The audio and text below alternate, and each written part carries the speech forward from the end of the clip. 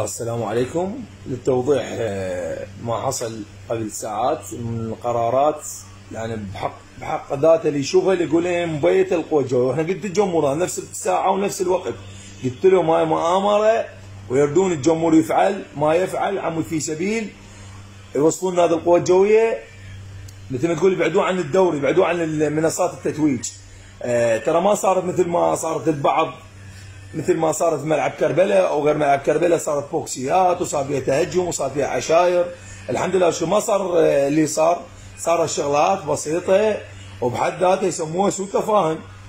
اليوم كل انسان ينضح ما بيه، وماكو انسان محصوم، ماكو انسان ما يخطئ، خاصه بوسط الرياضه، لان اخطاكم هو انتم كاتحاد همنا.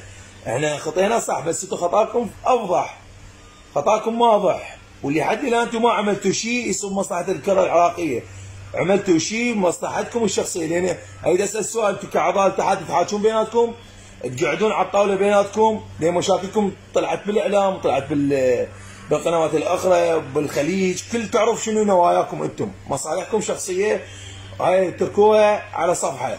ما تريد تضر نادي بحجم نادي القوى الجويه، اعرق نادي بالعراق، اللي صاحب 3 بطولات اسيويه، اللي يتمنى الناس تحلم تصعد شو نهائي. انت اليوم تريد تسبب القرار وتركب هذا القرار، تريد تمشي على نادي؟